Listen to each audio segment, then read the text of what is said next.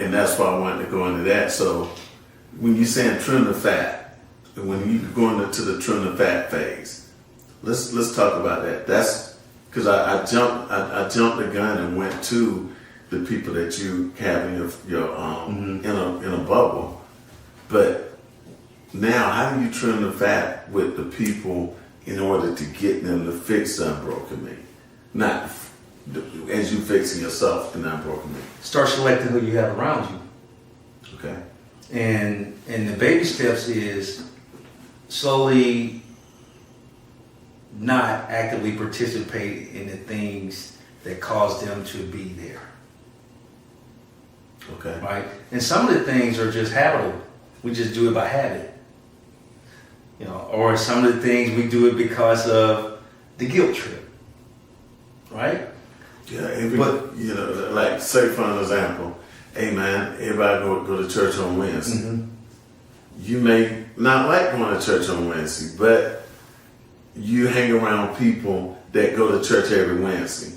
So you're saying, okay, if this is not what you are, you're not broken because you don't go. Mm-hmm. So if I'm hanging around those type of people, that's part of the fat I got to cut away. Find a church on the day you like to go. Exactly. It's okay because you get to say so. Because you control your bubble. Correct. 100% you do. Because if I allow okay, this is how it goes, right? So if I'm not controlling my bubble, somebody else is. Now these people or situations or office, business, I'm allowing to control my bubble, they get say so. And then if I don't meet their standard, they tell me I'm broken. You substandard. 100%. So guess what I do? Like, I'm not participating in that. I just trim so much fat and things I don't have to think about. Now let them, because they attract each other. Let them attract each other and do what they do. And then every Wednesday they can go. Yeah. And then you find a group on Thursdays that, hey, when I go down on Thursday, no judgment. Yeah. Hey. And you find out that church is better. Oh, yeah. Than Wednesdays. Oh, yeah, on Wednesdays. Yeah, because it fits you. Correct. It's your comfort zone. It puts you in a place of comfort. Yeah. 100%. So we talked about culture conditioning. Mm-hmm. We talked about fixing the unbroken me. Is there any other thing that you think we left out about fixing the unbroken me? We don't, because some of the comments, we don't want people to leave here that we put something out there and we didn't show them the steps because the number one thing in fixing it, what I got out of it, it starts in here. Correct. And not only does it start in here, it ends in here. It continuously operates within. Yes. Everything you need is right inside to fix whatever's broken in you. Correct. You know, a thing I like to tell people, 99% of things that we have broken, we can fix ourselves. Because of the simple fact, why? Because we control what's inside our bubble. So we're not broken. We ain't broken. Mm-hmm. We ain't broken.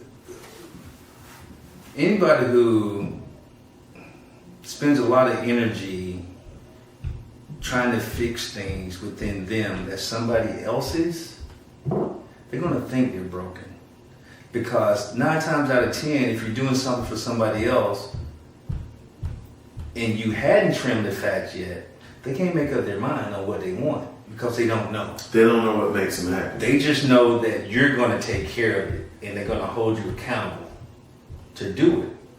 So, like we always do, we give a call for action. I would say, for me, in my opinion, in the bubble, and fall in the bubble, I would say the first thing a person has to do is determine what's other people's stuff in their life. And if you go to the YouTube channel, Constructive Talks at YouTube, there's a segment on that, other people's stuff. You have to, from your workplace to your home to your social network, identify what's other people's stuff and give it back immediately. Have a house spring clean. Yeah, that's one, and that's okay because it's theirs. This is not yours. Because you can spend time. Ain't this mine? Yeah, you can have that. But I really need you to fix this for me, please. And yeah, right? So if you do that, identify what's other people's stuff, give it back to them. And then the remainder stuff that's yours. Hey, before you leave that, it's one thing that we talked about the other day. Okay. I said, sometimes you need people in your life. And he got me straight on this. I said, sometimes you need help in your life to fix things, you know. And when you need help in your life to fix things, you need somebody to carry that burden for you. Mm-hmm. But then you came back with swimming a gym, and he said this, I ain't say this, but I'm gonna stick with it. He gave the parable about the footsteps in the sand. Oh wow! And Lee was saying how in the actual passage it says that, you know, when you was going through things, it was only one set of footprints. Mm-hmm. And everybody said during that time God was carrying you. No. Jesus was carrying you. Okay. But in Lee's version, and I got to agree with this, God is with you during the good times, and he's training you, and he's shielding you from these things. Mm-hmm. And then once he prepared you, because he said he prepares a table before me. Mm-hmm. So now once he prepared you for these things, now the only way you're going to know that you can pass the test, you're going to have to go through them. Correct. And so now you're going to have to walk along. Correct. And you're going to have to walk along and fix those things that you felt was weighing you down. Correct.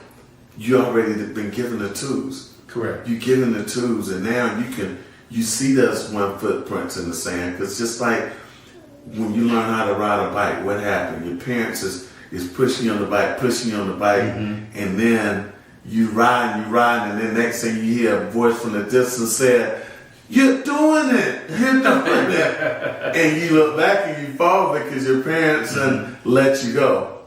And it's the same thing with the footprints in the sand. And I think there's two footprints, and then it's four, and then it's two. Yes. Right? And I think it was you, and then it was Jesus. Yes. And then it was Jesus carrying you. It was you by yourself. Mm-hmm. You and Jesus was walking together. And then after you and Jesus was walking together, next thing you know, you just see one set of footprints. Mm-hmm. So the poem says, "Lord, I looked up during my hardest time. Mm-hmm. I was walking alone." Correct. And then he said, "No, you wasn't walking alone. I was carrying you." And that was his steps. That was his steps, carrying you. But then the way you changed it and said, "No, it's the bicycle." So I look at it like this. So it's the 2, the 4, the 2, and the struggle is the 4, I think. And yes. The 2 after that. No, the struggle is the 2. The 2. Okay. Yes. And then okay. So I didn't read it again actually. But think about it like this: you're by yourself, and then with 2 prints, and then you have 4 prints as your mentor, your faith, or whoever's in your life that guides you, that you choose it to be. And then the 2 is, hey, you got it. Go get it. Because during the mentorship phase is where you get to depend on the skills that you've been doing forever and identify the fat that needs to be trimmed. Identify what's yours and what's somebody else's, right? And then you say, okay, yes, I can do this. And then you go do it. Baby steps, right? Itty bitty steps in the sand to do it. And then you can always go back to your mentor, your faith, with the 4 footprints. Boom, then you go back with the 2 again. Because you can do it's all a process of believing from within, because you are the purpose of your life. Yes, and then going back to what you were saying is the stuff that people are saying, the first thing you got to do is get rid of other people's problems. No, we're not going to call it problems. Other people's stuff. Other people's stuff. Because there might be some good stuff, but they just dump it on you to do it. And so you get rid of other people's stuff. Get it back. And yes, they need help, but you help them help themselves. Let me help you help me to help you. Correct. That's in this book. I spelled that out in the book. And so when you give these people this stuff back, you're not being selfish. No. You doing the thing that they tell you on the plane. Hey, you got a baby, but put your mask on first. I think people say nowadays, you're doing too much. Isn't that like the statement? Yes. Or you doing too much. That's true when you're trying to get your mindset back. Sometimes you're doing too much. That kid that's 5, 6, 7, man, they can do a lot of things if you teach them. Yes. That you don't have to do anymore. Right? So give a man a fish to eat for a day. Yeah. Teach him how to fish to eat for a lifetime. Yeah. So give him the fishing pole. Yeah. That's his fishing pole. Mm-hmm. That's my pole, Paul. So as early as possible, understanding that you have the authority in your life to make your life comfortable and your surroundings comfortable for you to exist is important. For you to exist is important because without your existence, you can't help anybody else, I don't think. No. I think that's kind of impossible. So, hey, y'all, we enjoyed y'all today. Hey, tell a phone, tell a friend, tell everybody that, share these Facebook Lives, and we'll be here every week. Once a week, we'll come in, we'll talk about different things. We're going to continue to talk about the book for a couple more weeks, and then after that, we'll move on to a different topic. But right now, this book is so juicy, man, and we get so much feedback off of it. We just want to ride it for a little while longer. Mr. Wright, we appreciate you being in the cave. And like I said, if you want to come in the cave and sit down and talk to either Constructive Talks or either Real Talk, Real Fathers, Real Man, just shoot me a direct message on my Facebook or Instagram. On Instagram is J_Whitty, J_Whitty.E. And let us know. And Mr. Wright, how can they find you? Constructive Talks, LRW on YouTube and Facebook, the same thing. And like and subscribe, you know the deal. You kind of get notifications. Other than that, I would just say the call to action is, in order to trim the fat, identify what's yours and what's somebody else's first. And go through the process of giving it back to them. You don't have to dump it in their lap, right? The baby steps, and give it back to them because you are the purpose. And remain the purpose, okay? That's all I have. Hey, y'all, it's been real. It's been fun. But hey, bruh, we gotta run.